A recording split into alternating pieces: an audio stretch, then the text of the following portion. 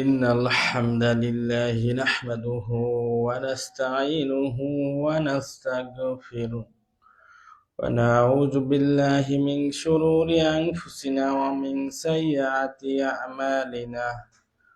من يهده الله فلا مضل له ومن يضلله فلا هادي له. وأشهد أن لا إله إلا الله وحده لا شريك له، وأشهد أن محمدا عبده ورسوله. يا أيها الذين آمنوا اتقوا الله حق تقاته ولا تموتن إلا وأنتم مسلمون. يا أيها الناس اتقوا ربكم الذي خلقكم من نفس واحدة وخلق منها زوجها وبث منهما رجالا كثيرا ونساء، واتقوا الله الذي تساءلون به والأرحام إن الله كان عليكم رقيبا. يا أيها الذين آمنوا اتقوا الله وقولوا قولا سديدا يصلح لكم أعمالكم ويغفر لكم ذنوبكم، ومن يطع الله ورسوله فقد فاز فوزا عظيما.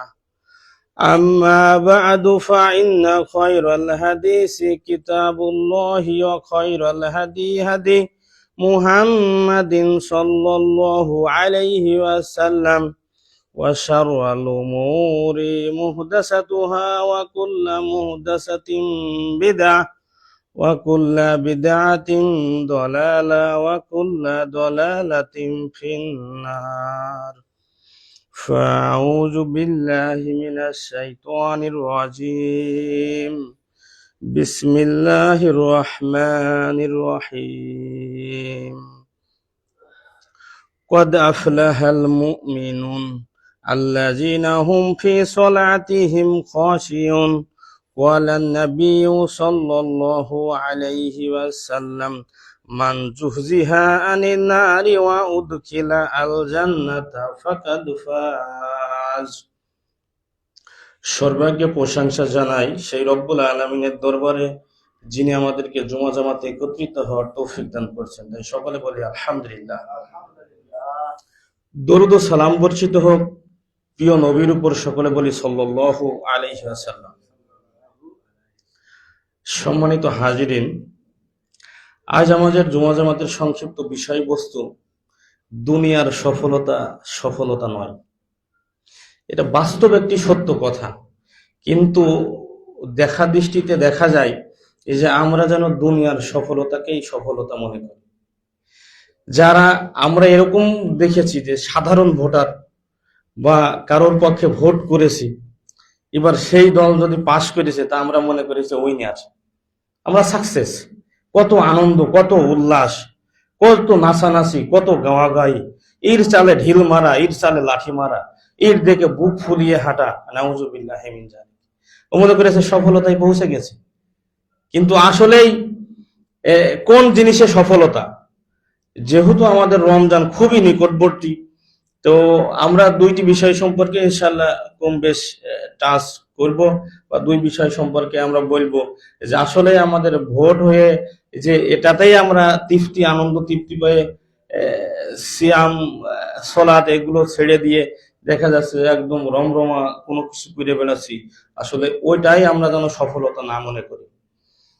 সেই জন্য আমার আলোচ্য বিষয় আজ যে দুনিয়ার কোনো সফলতাই সফলতা নয়। এটা আল্লাহ সুবহানাহু ওয়া তাআলা কোরআন, হাদিস এবং সলফে সালেহিনের বোঝ নিয়ে আপনাদের সামনে উপস্থাপন করবো ইনশাআল্লাহ। সাধারণত মানুষ মূলত হচ্ছে আবেগপ্রিয়, বা মানুষের অন্তর হচ্ছে লোভনীয়। অল্পতেই অতীব আনন্দিত হয়ে যায়, খুবই অল্পতেই। মানুষ মনে করে যে বাচ্চাকে অল্প কিছু দিলে আনন্দ হয়ে যায়, কিন্তু আমরাও যে ওইরকম, আসলে বেসিক্যালি আমরা বুঝতে পারি না নিজেরা যে আমরাও ঠিক ওই রকম ধারায় থাকি। তাই এই বিষয় সম্পর্কে সর্বপ্রথম আমরা বলবো হচ্ছে কুরআনুল কারীম থেকে, তারপর হাদিস, তারপর সালাফুস সালেহিনের বুঝ থেকে বলবো ইনশাআল্লাহ।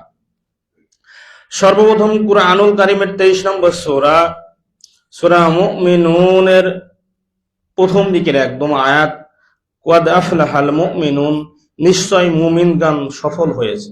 সুবহানাল্লাহ। মুমিনগণ সফল হয়েছে যারা ঈমান আনয়ন করার পর ঈমানের সমস্ত বিধিবিধান মেনে নিয়েছে, ইসলামের সমস্ত বিধিবিধান মেনে নিয়েছে। ব্যক্তি ঈমান আনলেই সাথে সাথে মুমিন হয় না। মুমিনের ধাপ, ইসলামের ধাপ অতিক্রম করে মুমিনে পৌঁছাতে হয়। তাই তো আল্লাহ সুবহানাহু ওয়া তাআলা কুরআনুল কারীমে বলেছেন, ওয়া মা ইউমিনু আকসারুহুম বিল্লাহি ইল্লা ওয়া হুম মুশরিকুন। ঈমান আনার পর বেশিরভাগ লোক মুশরিক। রব্বুল আলামিনের কথাটা অনেক ভাববার। রব্বুল আলামিন আমরা সাধারণত মানুষ হিসাবে দেখতে পাই যে ঈমান আনয়ন করেছি, মুসলিম ঘরে জন্মগ্রহণ করেছি, যদিও শুক্রবার একটু একটু পড়ছি, রমজান মাসে একটু কোষে পড়ে দিলাম, তারাবি একটু ভদ্রে পড়ে দিলাম, তার মানে আপনি মনে করছেন যে না, আমি হ্যাঁ মুসলিম তালিকায় রয়ে গিয়েছি, আমি ইমানি হালতে রয়েছি। রমজান মাস বেড়ে গেলে তার পরের মাসের থেকে আর কোনো খবর নাই। কিন্তু আসলেও ইসলাম আপনার মুসলিম হিসাবেই সংজ্ঞা রেখেছে কি? যদি আপনি সলাৎ ছেড়ে দেন, সলাৎ ছেড়ে দিয়ে হয়তো বা কারোর পিছনে রমরমা কোনো কিছু করে আপনি মনে করেছেন যাক আজকের দিন, অনেকে এই কথা বলেছে যে ভোটের দিন যেন ঈদের দিনের মতো হয়ে গিয়েছে। আপনারা অনলাইনে দেখেছেন ব্যক্তি আবেগ প্রবহমান হয়ে এরকম বলে ফেলেছে, ভোটের দিন যেন তার ঈদের দিনের মতো। উৎসব হিসাবে, আনন্দের দিন হিসাবে হাদিসে এসেছে ঈদুল ফিতর এবং ঈদুল আজহা, এই দুইটি দিন আনন্দের দিন। কিন্তু এই দুইটা দিন পাশাপাশি উনি আবার এটাকেও দিয়ে দিয়েছে, মানে ওনার কাছে হয়তো বা এরকম, কিন্তু সবার কাছে তো না। তো সম্মানিত হাজিরিন, মূলত সফলতা রয়েছে, সফল হয়েছে ওই ব্যক্তি যে ব্যক্তি মুমিন হয়েছে। ইমানের একটা স্বাদ আছে, যে কথা বারংবার বলা হয় যে মানুষ পানের সাথে, যারা পান খায় তারা বলে যে জর্দানা খাইলে নাকি পানের স্বাদ আসে। নাউজুবিল্লাহি মিন যালিক। তো ইমান আনয়ন কর, ইমান হক থাকবেন, হক কথা বলবেন, সত্য থাকবেন, ঋণ করবেন না, ধার দায়েক দিনা করবেন না, এর ভিতরে একটি স্বাদ আছে। মানুষ অন্য গীবত সমালোচনা করবেন না, এর ভিতরে স্বাদ আছে। কিন্তু ইমান এনে যদি এই স্বাদ ফিল না করতে পারেন, তাহলে এই স্বাদ আপনি পাবেন না। আপনার জিহ্বা যদি থাকে পুরা, পান খেয়ে পুড়ে যায়, তাহলে আপনার সামনে গরুর গোশত দিলে কি হবে, বা আপনার সামনে ওই বেগুন, যে নিরামিষ ঘন্ট যেটাকে বলা হয়, এটা দিলে আপনি মনে করেন স্বাদ তো একই যেন। কথার কথা আছে যে হলো আলু ভর্তা যেন মাংসের মতো লাগছে। মূলত মানুষ এরকম কথা অনেক সময় বলে থাকে, কিন্তু কেন বলতেছে? ওই যে আবেগ প্রবহমান হয়ে বলতেছে। সেই জন্য সফলতার যে মুখ্য ধারা, এটা হচ্ছে আল্লাহ সুবহানাহু ওয়া তাআলা কুরআনুল কারীমে বলেছেন যে কদ আফলাহাল মুমিনুন, নিশ্চয় মুমিনগণ সফল কাম হয়েছে।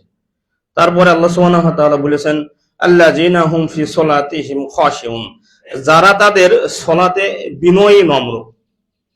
আরেকটি হাদিস আপনাদের সামনে বলি, জান্নাতি মানুষ আছে, তার ভিতরে নম্রতা ভাব থাকবে, তার ভিতরে ভদ্রতা ভাব থাকতে হবে, নম্র মানুষ।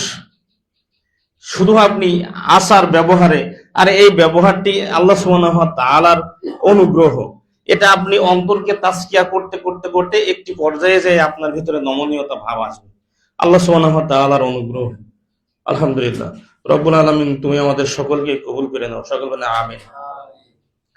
এই ভাব আপনি হুট করে দেখাতে পারবেন না, রাগের সময় আপনি দেখাতে পারবেন না, আপনি চেঞ্জ হয়ে যাবেন, অটোমেটিকলি আপনি চেঞ্জ হয়ে যাবেন, কারণ আপনি নিজেকে ওই যে ধরতে পারবেন না, ধরে রাখতে পারবেন না। মুখ্য কথা হচ্ছে এই, সেই জন্য এই বিষয়ে তাজকিয়া লাগে, আর তাজকিয়াতুন নফস, নফসকে আত্মশুদ্ধি করা লাগে, ব্যক্তি পরিশুদ্ধ হতে হয়, তারপরে আপনি এইগুলো করতে পারবেন। তারপরে আল্লাহ সুবহানাহু ওয়া তাআলা বলেছেন যারা অনর্থক কথা থেকে মুখ ফিরিয়ে রাখে। আর এটা এত কঠিন কাজ এত কঠিন কাজ যে আপনার জীবনে মনে হয় এর চেয়ে কঠিন কাজ আর নেই, যে অনর্থক কথাবার্তা থেকে আপনি নিজেকে বাঁচিয়ে রাখলেন। কিন্তু যদি মুমিনের কাতারে উঠতে চান, যদি মুমিন হতে চান, অবশ্যই অবশ্যই আপনার এই জায়গায় কি করতে হবে? অনর্থক কথাবার্তা থেকে বিরত থাকতে হবে। আর দেখবেন যে মানুষ যেনই মুখ না খুললেই যেন মানুষ বাঁচে না। মুখ না খুললে কারোর গীবত, কারো পরনিন্দা, কারো সম্পর্কে কথা না বললেই যেন মানুষ এরকম কথা বলে যে পেটের ভাতই যেন হজম হয় না। মানুষ এই কর্মে লেগে আছে, মানুষ এভাবে লেগে আছে। দল করলে ঠিক এরকম সমস্যাটা আছে। দল, আমার দল যখন প্রমোট করব, হাইলাইটস করব, ভাইরাল করতে চাবো, নিশ্চয় অন্য দলের দোষ ত্রুটি বের করতে হবে, নাই আমার দল তো মানুষ আসবে না। মুখ্য কথা হচ্ছে এই যে আপনি আল্লাহ সুবহানাহু ওয়া তাআলা সফল কাম হওয়ার যে সংজ্ঞা দিয়েছেন, সেই সংজ্ঞার আদলে আপনাকে আসতে হবে, আপনাকে নিয়ে আসতে হবে। আর অনর্থক কথাবার্তা থেকে অবশ্যই অবশ্যই আপনি নিজেকে বিরত রাখবেন। আর এর চেয়ে কঠিন কাজ, আপনি সকালে ফজর পড়ার পর জিকির আজগার করে যথাস্থানে থেকে ইশরাকে সালাত পড়ে যখন বের হবেন, বের হওয়ার পর আপনি নিয়ত করবেন যে আজকে আমার এই ঠোঁটে, আমার এই জিহ্বায় গীবত করব না, পরনিন্দা করব না, অনর্থক কথাবার্তায় লিপ্ত হব না। যদি আমি একটু সময় পাই তাহলে সেই সময়টুকু আমি জিকির আজগার করে কাটাবো ইনশাআল্লাহ। শক্ত অবস্থান নেবেন, নিজেকে খুব শক্ত অবস্থান নেবেন, ওই রশিতে গিরা মারার মতো খুব শক্ত অবস্থান নেবেন। তাও শেষমেশ এসার পর যখন আপনি বিছানায় শুইতে যাবেন, আপনি নিজেকে প্রশ্ন করে দেখেন যে আমার দ্বারা এটা পালন হয়েছে কিনা। এটা কন্টিনিউসলি আপনি যখন করতে থাকবেন করতে থাকবেন করতে থাকবেন, এক পর্যায়ে যে দেখবেন যে একটি দিন আপনি পেরে গিয়েছেন। আর এটাকে সবসময় যদি আপনার অন্তরকে এই বিষয়ের উপর ঝুলিয়ে রাখেন, ইনশাআল্লাহ আপনি আল্লাহ সুবহানাহু ওয়া তাআলা যে কথা বলেছেন, কদ আফলাহাল মুমিনুন, মুমিনরা সফল কাম হয়েছে, তখন আপনি দেখবেন যে আলহামদুলিল্লাহ ইমানি স্বাদ ফিল করতে পারছেন। ইমানের যে স্বাদ আছে, স্বাদটি পেয়েছেন। তাজা রক্ত বিলিয়ে দিয়েছে সাহাবীরা। কিভাবে দিয়েছে? ইমানের স্বাদ। ইমানের স্বাদ এত বেশি যে দুনিয়ার সবকিছু দেখেননি, নিজের আব্বা মারা গেছে, নিজের ভাই মারা গেছে, নিজের সন্তান দুগ্ধপ্রাপ্ত শিশু এভাবে বিলিয়ে দিয়েছে, নেন একে নিয়ে যান জিহাদে। তো আপনি বোঝেন যে আপনার সন্তান একটু 19-20 হয়ে গেলে আপনার যন্ত্রণা কত বাড়ে। আপনি সেখন ওই থানা লেভেলের হাসপাতালে থাকেন না, জেলা লেভেলের হাসপাতালে থাকেন না, বিভাগীয় পর্যায়ে থাকেন না, একবারে রাজধানীতে নিয়ে চলে যান। এসব জায়গায় চিকিৎসা করলে হয়তো আমার ছেলের ত্রুটি হতে পারে, নিয়ে যাও। কিন্তু চোখের সামনে সলাৎ পড়ে না। আপনি কোনোদিন ওইভাবে, আপনি বলছেন যে আমার চেষ্টার অভাব নেই, ন, আপনি যথাযথ চেষ্টা করেননি। আপনি যথাযথ চেষ্টা করেননি। অন্যান্য সব কাজ যেভাবে চেষ্টা করে গিয়েছেন, প্রত্যেক সলাতের সময় আপনার সন্তানকে ডাকেন, আপনার স্ত্রীকে এত বেশি বলেন, মানুষ সন্তান যেন এরকম বলতে পারে সলাৎ সলাৎ, ও যেন ঘুমের মধ্যে শুনতে পারে যে আমার মা ডাকতেছে যে মনি সলাৎ পড়, মনি সলাৎ পড়। স্বপ্নে এই স্বপ্ন দেখবে সন্তান, যে আমার মা খালি বলে যে বেটা বেটা সলাৎ পড়, বেটি সলাৎ পড়, এই কানে যেন এরকম বাজে ঘুমের ঘরে থাকলো। এরকম ভাবে দুনিয়াকে বুঝার একটু চেষ্টা করবেন। আসলে দলদারিতা করে আমাদের অন্তর সব মরে যাচ্ছে, তো যার কারণে আমরা কোরআন হাদিসের সংস্পর্শে থাকতেও পারছি না, থাকছিও না। মুখ্য কথা আছে এরকমই আর কি। চেষ্টা করেন কোরআন হাদিসের আদলে আসার জন্য। সফল ওই ব্যক্তি যে ব্যক্তি মুমিন হয়েছে। আর আল্লাহ সুবহানাহু ওয়া তাআলা একথাই বলেছেন যে মুমিনরাই নিশ্চয় একদম সুনিশ্চিত ভাবে মুমিনগণ সফল কাম হয়েছে। আর এই মুমিন হতে হলে তার ব্যবহার, তার সলাতে বিনয়ী ভাব থাকতে হবে, সুন্দরভাবে সলাত করতে হবে। সলাতে কোনো কাজে আঁকাবাকি নাই, কোনো কাজে জরুরি নাই। কিন্তু আমরা দেখি সলাতে এত জরুরি, ডুবডুব ডুবডুব করে মেরে সলাত শেষ, কিন্তু সলাতে বিনয়ী ভাব দেখাচ্ছে না, সলাতে খুশু খুজুর সঙ্গে সলাত পড়তেছে না। দেখবেন সাধারণত দুনিয়ার, যদি একটা উদাহরণ পেশ করি, কোনো একটা কর্মে গেলে, কোনো একটা কাজে গেলে যে মানুষ কম পারে, সেই কাজটি যদি কোনো মানুষ কম পারে, খালি দেখবেন ও পিছে পড়ে থাকে, পিছে পড়ে থাকে। যদি মাটি বহন করতে দেন তাহলে ওর ঝুড়িতে একটু কম দেবে, কারণ ও কম পারে। একমাত্র ব্যক্তি সেই যে সলাতে আসে, যে কিছুই জানে না, সবচেয়ে কম পারে ওর সালাত সবচেয়ে আগে হবে। আর যে সবচেয়ে বেশি ভালো জানে, যে সবচেয়ে ভালো বেশি জানে, সে দেখবেন যে নমনীয়তা ভাব দেখেই সালাত খুশু খুজুর সঙ্গে পড়ছে মানুষ। আর সালাত এখানে আসবে দিড়িম দাড়াম করে হুট হুট করে সালাতে সেজদা দিয়ে চলে যাচ্ছে, আর ও সে কল্যাণের আশা করছে। কিন্তু কল্যাণ আসলে কোরআন হাদিস আল্লাহ সুবহানাহু ওয়া তাআলা রাসূলুল্লাহ সাল্লাল্লাহু আলাইহি ওয়াসাল্লামের পক্ষ থেকে যে বিষয় এসেছে এইগুলোর মাধ্যমে মূলত কল্যাণ। আপনি নিজের থেকে কল্যাণ কোনো কিছু করতে পারবেন না, কল্যাণকে আমি করাতে পারবেন না।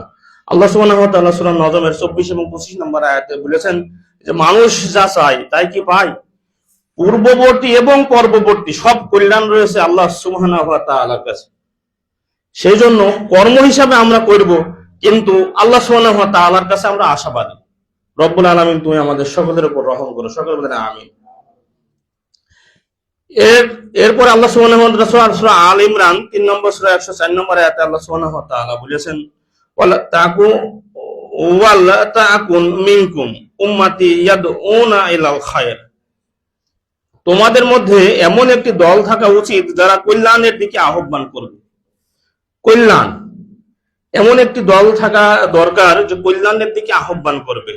কিন্তু এটাও আপনার মাথায় অবশ্যই সতর্কতা অবলম্বন করতে হবে।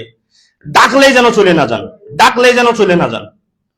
একটি দল কল্যাণের উপরে থাকবে, দেখবেন যে মূল কোরআন হাদিস আপনাদেরকে বোঝাচ্ছে কিনা। কোরআন হাদিসের অপব্যাখ্যা করে বা কোরআন হাদিস বুঝিয়ে, যে কোথায় এর আগে একদিন কি দুই দিন জুমার আগে বলেছি, এই দুনিয়াতে যত দল আছে সব দলের কাছে কোরআন হাদিস রেডি আছে। মূল মুসিবত মানুষ আছে এই জায়গায়। সেজন্যই তো মানুষ বলে যে আমরা তো তালমাটাল হয়ে গেলাম। না, আপনার কোনো তালমাটাল নেই। আপনার কাছে সবচেয়ে গ্রহণযোগ্য আলেম, আপনার কাছে সবচেয়ে গ্রহণযোগ্য হুজুর, তার কাছে যদি আপনি 1 শতক জমি ক্রয় করতে যান, হুজুরকে আপনি কোশ্চিন কালেও বিশ্বাস করেন না। কিন্তু আপনি মানুষ হিসাবে বলেন যে আমার কাছে সবচেয়ে গ্রহণীয় হুজুর হচ্ছে অমুক হুজুর। তো ওই হুজুরের কাছে আপনি 1 শতক জমি যদি কেনেন, তবুও আপনি কার শরণাপন্ন হবেন জানেন?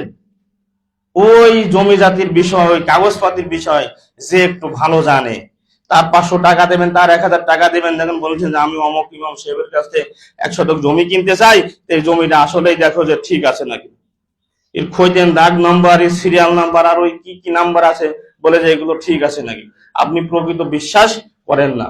অবশ্যই আপনার নিজের বুঝ আপনি সুন্দরভাবে করার চেষ্টা করেন। আপনি শুধু পাগল সাজেন কোন জায়গায় জানেন? আপনি শুধু পাগল সাজেন ধর্মের কাছে এসে। সবচেয়ে উত্তম, সবচেয়ে উন্নত মানের জিনিস দেওয়া হবে আপনাকে, যার নাম আছে জান্নাত। আর এটা আপনি এত সস্তা মনে করেন যে ওই যখন মূলা চেনেন, অবশ্যই আমরা গ্রামে বসবাস করি, এই মূলা এক সময় দেখবেন যে 50-60 টাকা কেজি বিক্রি হয়, ওইটাই একটি পর্যায়ে এসে দেখবেন যে 2 টাকা কেজি বিক্রি হয় মাত্র। তো আমাদের কাছে জান্নাত ঠিক 2 টাকার ওই মূলার মতো হয়ে গিয়েছে। আমরা এত নিম্ন পর্যায়ে দেখি, ও জান্নাত নামাজ কালাম পড়ছে, রোজার মাসে রোজা করছে, ওর এত কষ্ট করে ডিপ মাসে ফজরে উঠে আসে, শীতের মধ্যে কাঁঠালা ফেলে জান্নাত আমার ঠেকাই। কিন্তু আর যে গুণাগুণ আছে এগুলোকে আপনার অবলম্বন করতে হবে না। ওই চরিত্র, যে কোরআন হাদিসে যে চরিত্রগুলো আছে, আপনার মধ্যে বিনয়ী ভাব থাকতে হবে, অসার কথাবার্তায় লিপ্ত হওয়া যাবে না। এই ভাবগুলোকে আপনার রাখতে হবে না, অবশ্যই রাখতে হবে। আপনি যেন এরকম মনে করছেন যে নামাজ কালাম পড়ে রোজার মাসে রোজা করে মানে আপনি কত কিছু করে ফেলছেন, আপনি। কিন্তু না, এগুলো না, এভাবে না, আপনি এভাবে বুঝেন না। তাই একটি দল থাকবে কল্যাণের দিকে, আর এই দল অবশ্যই কিভাবে ডাকবে? আল্লাহ সুবহানাহু ওয়া তাআলা কোরআনুল কারীমের আরেকটি জায়গায় বলেছেন যে ফাসালু আহলু যিক ইন কুনতুম লা তা'লামুন বিল বায়িনাতি ওয়াজ জুবুর। আল্লাহ সুবহানাহু ওয়া তাআলা যে বাজারে যাওয়ার জন্য, ইমাম সাহেবের কাছে জমি কেনার জন্য যেভাবে আপনি একদম তীক্ষ্ণ নজরদারি করেন, যাচাই বাছাই করেন, ওইভাবে ধর্মের কোনো কিছু বিষয় যদি আপনি জানতে চান, মানতে চান, তাহলে কি করবেন? সুস্পষ্ট ভাবে দলিল সহকারে জানা লোকের কাছ থেকে জেনে মানার চেষ্টা করতে হবে। আল্লাহ সুবহানাহু ওয়া তাআলা নির্দেশ করেছেন এ ব্যাপারে। কিন্তু আপনি নিজেকে যে পাগল সাব্যস্ত করছেন, পাগল আপনি নয়। ওই যে জমি কিনতে যে ইমাম সাহেবের তদন্ত করতেছেন, মাছ দিয়ে ভাত দিলে আপনি অবশ্যই কাটা বেছে খাচ্ছেন, একসঙ্গে খাচ্ছেন না। মাংসের ভিতরে ঝাল মশলাপাতি থাকলে ওগুলো ঠিকই ফেলে দিচ্ছেন আবর্জনার ভিতরে। তো আপনি ঠিকই তো যাচাই বাছাই করে খাচ্ছেন, আপনি ঠিকই তো যাচাই বাছাইয়ের বোধোদয় রয়েছে, কিন্তু ধর্মের কাছে এসে আপনি কেন পাগল সাজলেন? শয়তান আপনাকে ধোঁকা দিয়েছে। রব্বুল আলামিন তুমি আমাদের সকলকে হেফাজত করো, আমিন। তারপরে আল্লাহ সুবহানাহু ওয়া তাআলা বলেছেন সৎ কাজের আদেশ দেবে এবং অসৎ কাজে নিষেধ করবে, আর তারাই হচ্ছে সফল কাম। যারা সৎ কাজে আদেশ করবে এবং অসৎ কাজে নিষেধ করবে তারাই হচ্ছে সফল কাম। কিন্তু এগুলো আমাদের কাছে একটা দুর্বিহ স্বপ্নের ব্যাপার হয়েছে। আমরা এরকম চিন্তা টেন্ডেন্সি করে আসি যে আমরা একটি জায়গায় যাওয়ার পরে তো আমরা সৎ কাজে আদেশ করব, অসৎ কাজে নিষেধ করব, কিন্তু আমরা এখন পারব না। আমাদের হাত বাঁধানো এখন বাধা হয়ে গিয়েছে, যে এখন আমরা পাচ্ছি না, আমাদের একটা জায়গায় যে তারপরে দিতে হবে। আসলে ওইরকম বুঝলে হবে না। রব্বুল আলামিন আমাদের সঠিক বুঝ নেওয়ার তৌফিক দান করুক, সকলে না আমিন। আল্লাহ সুবহানাহু ওয়া তাআলা কোরআনের প্রথম দিকে সূরা বাকারার 5 নম্বর আয়াতে আল্লাহ সুবহানাহু ওয়া তাআলা বলেছেন উলাইকা আলা হুদাম মির রাব্বিহিম ওয়া উলাইকা হুমুল মুফলিহুন। তারাই তাদের রবের পক্ষ থেকে হেদায়েতের উপর প্রতিষ্ঠিত, আর তারাই হচ্ছে সফল কাম। হেদায়েতের উপর, হেদায়েতের জন্য কামনা করতে হয়। আপনি জানেন যে কার ভাগ্যে হেদায়েত আছে আর কার ভাগ্যে নাই, তো হেদায়েতের জন্য তো কামনা করতে হবে। আপনি ইনকামের জন্য যেরকম বের হতে হয়, ফাইজা কুদিয়াতি সলাতু ফান্তাশিরু ফিল আরদ ওয়াবতাগু মিন ফাদলিল্লাহ। অবশ্যই সালাতের পর আপনি রিজিক সন্ধানের জন্য বের হয়ে যেতে হবে।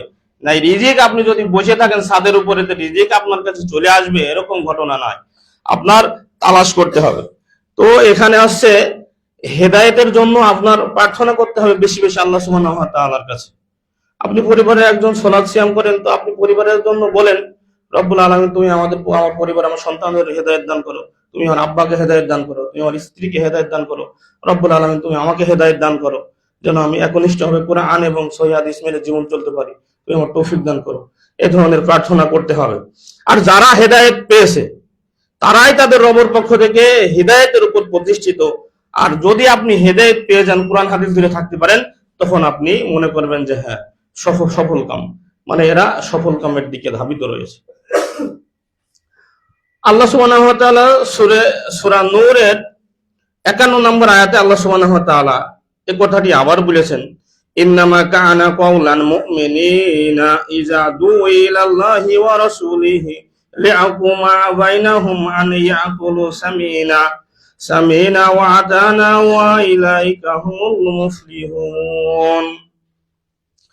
আল্লাহ সুবহানাহু ওয়া তাআলা বলছেন মুমিনদের কথা তো এটাই, যখন তাদেরকে আল্লাহ এবং তার রাসূলের দিকে ডাকা হয় যাতে তিনি তাদের মধ্যে ফয়সালা করেন, তখন তারা বলে আমরা শুনলাম এবং মান্য করলাম।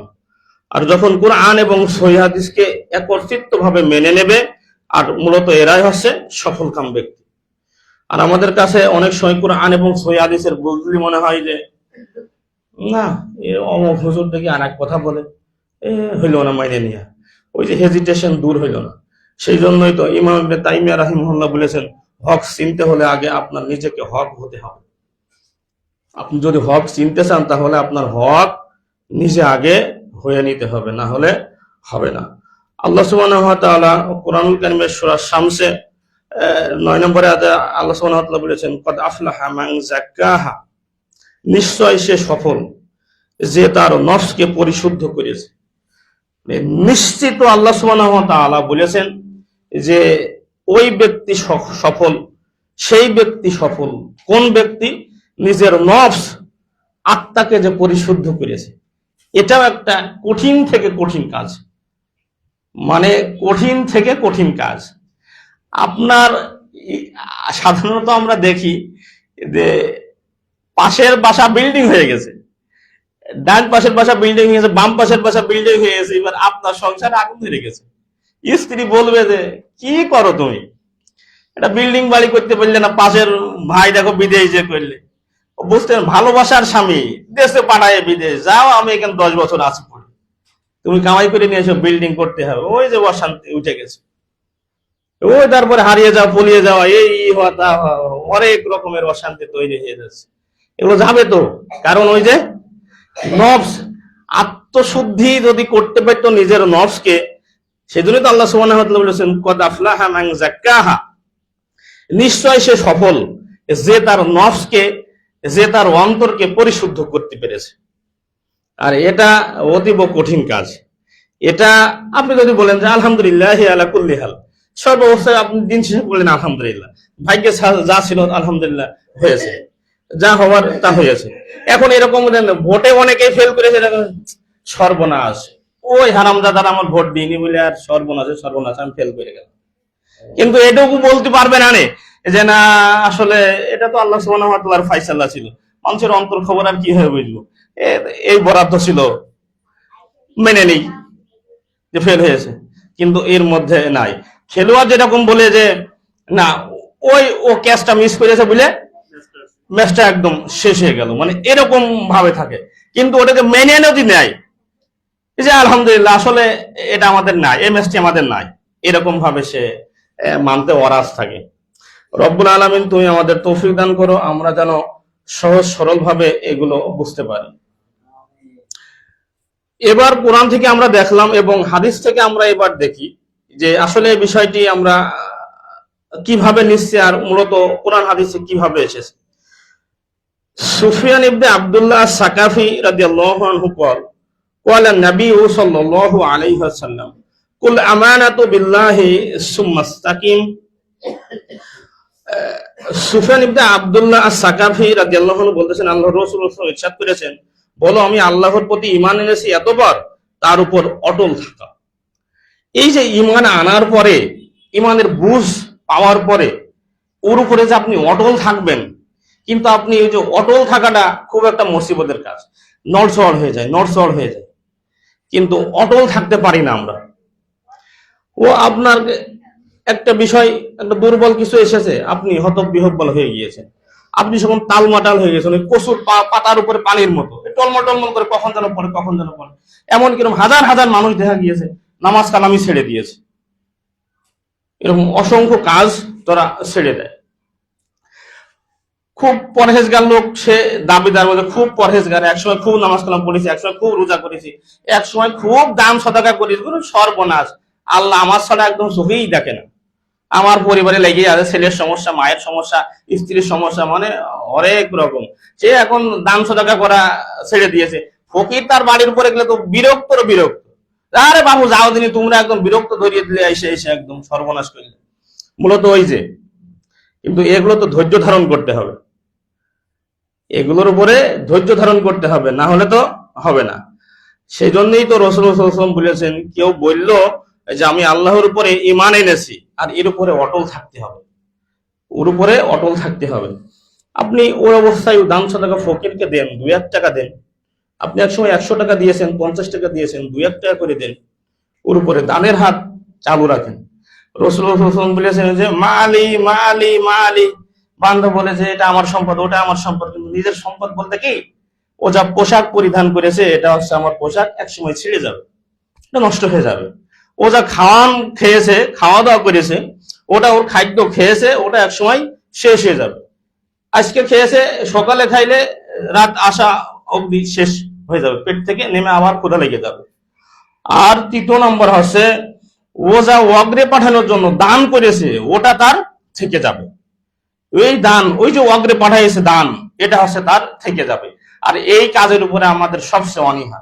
খাইতে দেখবেন সর্বনাশ, নতুন যদি বিয়েন হয়, সর্বনাশের সর্বনাশ, মাংসই হবে যত প্রকার আছে, আর মাছের তো কোনো শেষই নেই, মানে ওই যে খাইয়ে শেষ হয়ে যাচ্ছে, মানে ওইভাবে। কিন্তু একটু কমিয়ে দিলেও তো, কিন্তু ওই মুহূর্তে যখন হয়তো একটা ফকির মিসকিন যাচ্ছে, আপনি তাকে দিচ্ছেন না, একটা বিধবা আপনার সামনে গিয়েছে, মানে এরকম বিধবাদের দিতে হয় তো, মানে রমজান মাসে যাকাতের মাল দিতে হয়, আবার অন্য সময় দিতে হয় নাকি, মানে এরকম বুঝ নিয়েছে আমরা। মূলত এগুলোতে চলমান দান। একজন আছে অভাবগ্রস্ত, একজন একটা শাড়ি নাই, আপনি কিনে দেন, শাড়ি একবারে চাইলে তো সর্বনাশ, সর্বনাশ, মানুষ একদম বেকায়দায় পড়ে যায়। অনেক সময় হাসপাতালে আশেপাশে থাকলে অনেক বৃদ্ধ মহিলা, বৃদ্ধ পুরুষ বলে যে বাবা আমার ওষুধ কেনার টাকা নেই, আমার একটু ওষুধটা কিনে দিতে পারো। তো ও 1000 জনের কাছে ঘুরলেও পকেটে টাকা রয়েছে হাজার হাজার থাকলেও কিন্তু ব্যক্তি দেখা যায় না যে একজন যে তার ওষুধটা কিনে দিচ্ছে, এরকম দেখা যায় খুবই বিরল। রব্বুল আলামিন তুমি আমাদের তৌফিক দান করো, আমরা যেন পরকালের পথেও জমাতে পারি। শুনুন আমিন। আব্দুল্লাহ ইবনে আমর রাদিয়াল্লাহু আনহু قال قال النبي صلى الله عليه وسلم قد أفلح من أسلم ورزق كفافا وأكن الله بما أتاه। আব্দুল্লাহ ইবনে আমর রাদিয়াল্লাহু আনহু বলতেছেন, আল্লাহর রাসূল সাল্লাল্লাহু আলাইহি ওয়াসাল্লাম ইরশাদ করেছেন, নিশ্চয় সে সফল যে ইসলাম গ্রহণ করেছে। সুবহানাল্লাহ। আর ইসলাম শব্দের শাব্দিক অর্থ বলেন তো?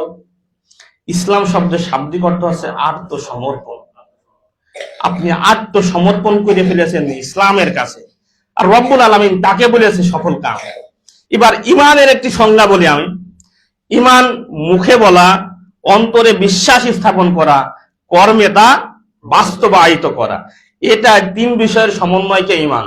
কিন্তু আমাদের ক্ষেত্রে দেখা যায় যে সালাত সে বিশ্বাস করতেছে কিন্তু পড়তেছে না। ইমান থাকলো হাজার লাখো মানুষ দাবিদার আছে মুসলিমদের মধ্যে যে নামাজ না পড়লেও আমার ইমান ভালো মজবুত, ঠিক আছে, লাখো মানুষ, কোটি মানুষ দাবিদার এই কথার উপর। ফরজকৃত বিধান ছেড়ে দিয়ে যেখানে কোন রকম নফসুদ দেওয়া হয়নি সলাতের ব্যাপারে, আর সেই সলাতকে ছেড়ে দিয়ে বলছে যে আমার ইমান ঠিক। তার মানে ইমানের সংজ্ঞার ভিতরে যে দুই তিনটা জিনিস, একটা বিষয় অটো কেটে গিয়েছে। বিশ্বাস করতেছে কিন্তু কর্মে তা দেখাতে পারছে না। সেই জন্যই তো এই হাদিসে কি এসেছে, রাসূলুল্লাহ সাল্লাল্লাহু আলাইহি ওয়াসাল্লাম বলেছেন, নিশ্চয় সে সফল যে ইসলাম গ্রহণ করেছে, প্রয়োজন পরিমাণ রিজিক পেয়েছে এবং আল্লাহ সুবহানাহু ওয়া তাআলা তাকে যা দিয়েছেন তাতে সে সন্তুষ্ট পোষণ করেছে। ওই আত্মা হয়ে যায় ধনী যদি যা পেয়েছে তার উপরে আলহামদুলিল্লাহ সন্তুষ্ট থাকতে পারে। আর যা পেয়েছে তার উপরে সন্তুষ্ট থাকা মানুষ খুবই বিরল, খুবই কম। দোকানদার মানুষ, ছেলেটা যায় প্রতিনিয়ত 9টায়, ওই দিনকে তার শরীর একটু খারাপ করলে গিয়েছে 1 ঘন্টা পরে। দিন শেষে এসার পরে যখন বলছে হিসাব নিয়ে এসেছে, বেটা বিয়াদব 1 ঘন্টা লেটে আইছিস বলে এই যে 10,000 টাকা বেচা কিনা কম। কিন্তু ওখানেও এই শুকরিয়া জ্ঞাপন করতে পারেনি, সন্তুষ্ট নাই। আপনার সন্তান, আপনি এরকম দেখেছেন যে মোটরসাইকেল চালাচ্ছে, মোটরসাইকেলের পিছে আপনি চলে যাচ্ছেন, কোনো অসুবিধা নেই। ওই সন্তান একলা যে যখন অ্যাক্সিডেন্ট করেছে, সর্বনাশ, বিয়াদব, তোর বললাম না বেরোস না, আপনি ওটা মেনেই নিতে পারছেন না। ওটা মেনেই আপনি মানে আপনার মাথা মেনেই নিতে পারছে না। কিন্তু আপনি সাথে থাকলেও তো এমনটি হতে পারত। সন্তুষ্ট হন আল্লাহ সুবহানাহু ওয়া তাআলার উপর। ইমানের যে সংজ্ঞার ভিতরে রয়েছে, ইমানের যে রুকন এর ভিতরে রয়েছে এই যে তাকদীরের খাইরিহি এবং শাররিহি। আপনি কল্যাণটা নেবেন, অকল্যাণটা কোথায় নিয়ে যাবেন? ও হাওয়া করে ফুমাইরে উড়িয়ে দেবেন নাকি? অকল্যাণও আপনার উপরে আসবে, ওটার উপরও আপনার সন্তুষ্ট থাকতে হবে। রব্বুল আলামিন তুমি আমাদের তৌফিক দান করো। আমিন।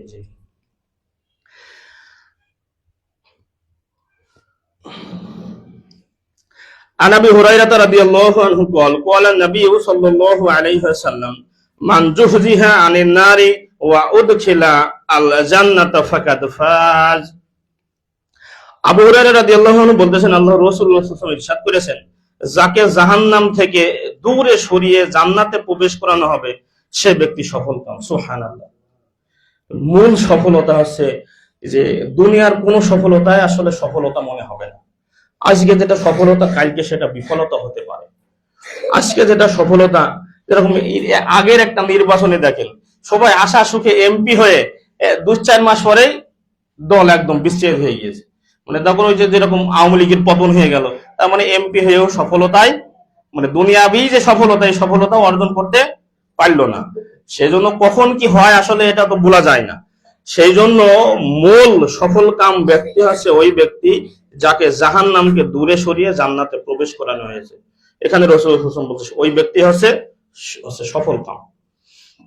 তো আমরা যেন এই ধরনের সফল কাম ব্যক্তি হতে পারি। আর জান্নাতে যাওয়ার জন্য যে জান্নাতের যে শর্তগুলো আছে এগুলো অবশ্যই আপনাকে মান্য করতে হবে। জান্নাতে তো হুট করে চলে যাওয়া যাবে না।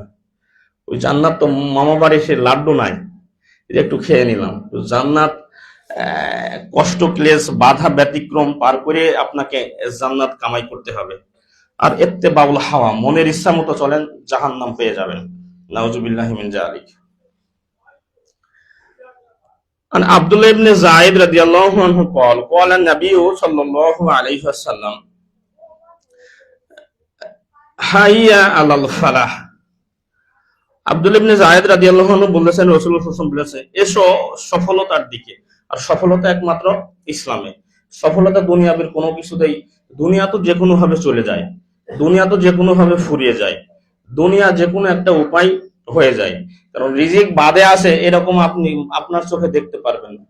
আর ওই জামানা শেষের দিকে এখন সব মানুষই দেখবেন যে ধনী মতো, ফকিরের কাছেও 1 লক্ষ টাকা কিছু নাই এরকম। মূলত সফলতার পথ হচ্ছে ইসলাম, কোরআন এবং হাদিস। এর মধ্য দিয়ে আপনি যদি যেতে পারেন এবং পরলোক গমন করতে পারেন, তো মূলত এটা হচ্ছে আপনার সফলতা বা সফলতার দিক। রব্বুল আলামিন তুমি আমাদের তৌফিক দান করো যেন আমরা ও পথে হাঁটতে পারি। সকলে আমিন। কোরআন হাদিস এবং আমরা এবার দেখি যে সলফে সালেহিন এই বিষয়গুলো কি বুঝ নিয়েছেন। ওমর ইবনুল খাত্তাব রাদিয়াল্লাহু আনহু এই বিষয়ে তিনি বলেছেন, তোমরা নিজেদের হিসাব নাও তোমাদের হিসাব নেওয়ার আগে, এবং নিজেদের ওজন করো তোমাদের ওজন করার আগে। মানে কথা কোন দিকে টেনেছেন নিশ্চয় ইঙ্গিত পেয়েছেন। তোমরা নিজেদের হিসাব নাও।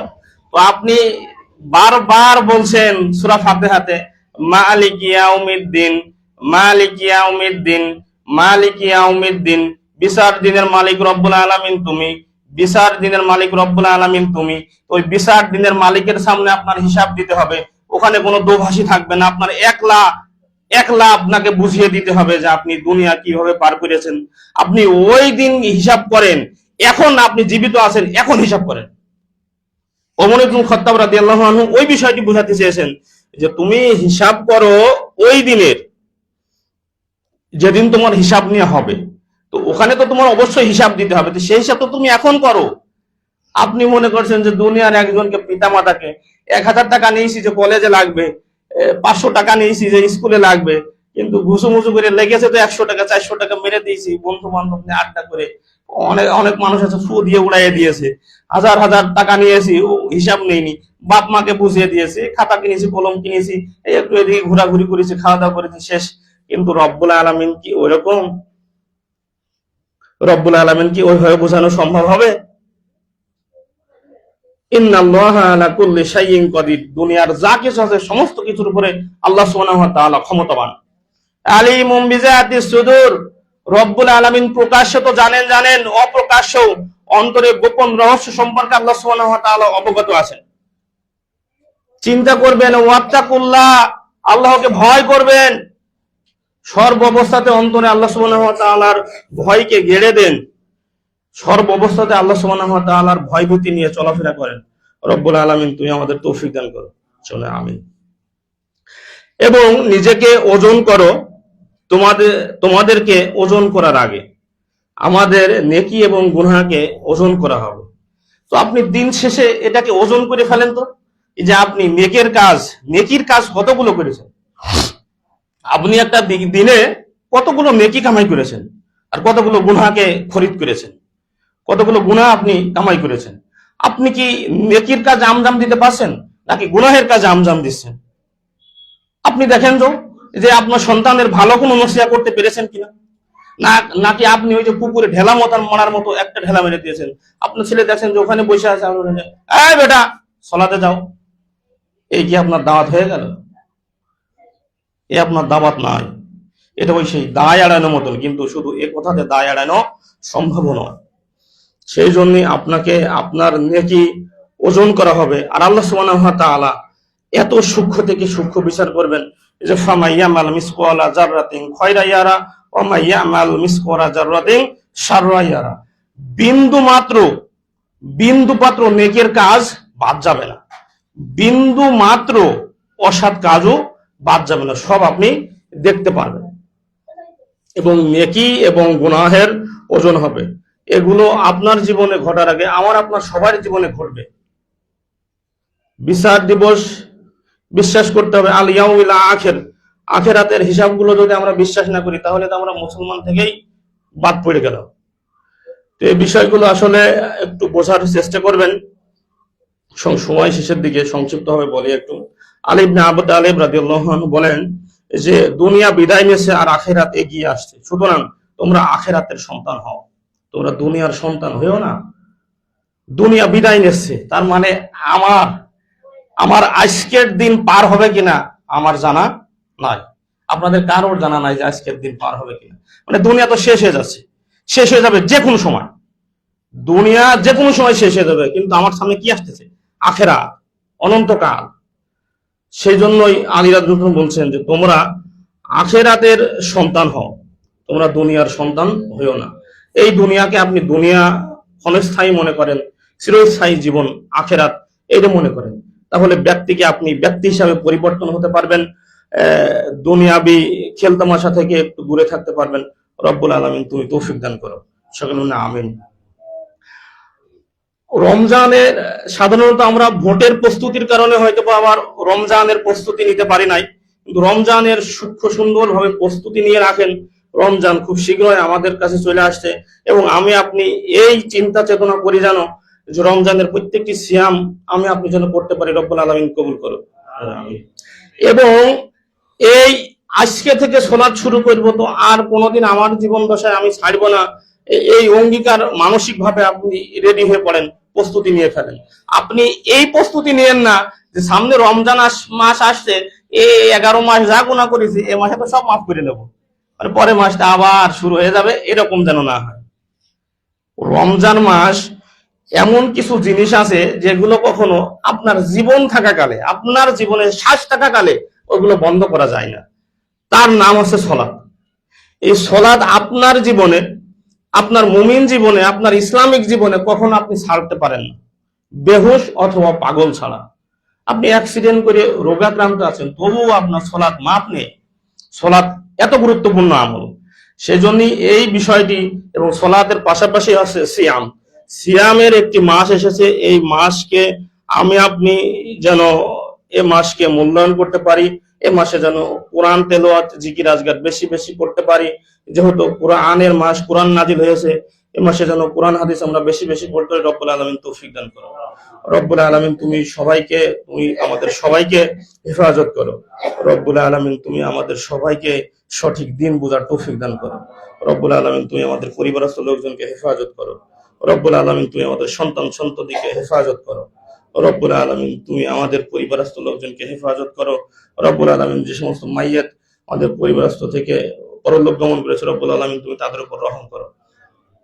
ওয়াকুলু কওলি হাযা আস্তাগফিরুল্লাহিল ওয়া সাইরিল মুসলিমিন।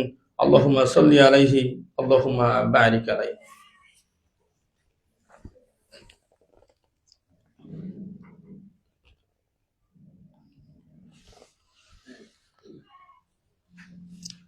আলহামদুলিল্লাহি ওয়াহদা, ওয়াসসালাতু ওয়াসসালামু আলা মান লা নাবিয়্যা বা'দা। আম্মা বা'দু, ফাআউযু বিল্লাহি মিনাশ শাইতানির রাজিম। বিসমিল্লাহির রহমানির রহিম। ইয়া আইয়ুহাল্লাযীনা আমানু সাল্লু আলাইহি সাল্লিমু তাসলিমা। আল্লাহুম্মা সাল্লি আলা মুহাম্মাদ ওয়া আলা আলি মুহাম্মাদ কামা সাল্লাইতা আলা ইব্রাহিম ওয়া আলা আলি ইব্রাহিম ইন্নাকা হামিদুম মাজিদ। আল্লাহুম্মা বারিক আলা মুহাম্মাদ ওয়া আলা আলি মুহাম্মাদ কামা বারাকতা আলা ইব্রাহিম ওয়া আলা আলি ইব্রাহিম ইন্নাকা হামিদুম মাজিদ। আল্লাহুম্মা ইন্নী আসালুকা রব্বিরহামহুমা কামা রব্বায়ানি সগীরা, রব্বিরহামহুমা কামা রব্বায়ানি সগীরা। রব্বানা যালামনা আনফুসানা ওয়া ইল্লাম তাগফির লানা ওয়া তারহামনা লানাকুনান্না মিনাল খাসিরিন। রব্বানা আতিনা ফিদ দুনিয়া হাসানাহ ওয়া ফিল আখিরাতি হাসানাহ ওয়া কিনা আযাবান নার। সুবহান রাব্বিকা রাব্বিল ইজ্জাতি আম্মা ইয়াসিফুন ওয়া সালামুন আলাল মুরসালিন ওয়ালহামদুলিল্লাহি রাব্বিল আলামিন। ইয়াকুমুস সালাহ।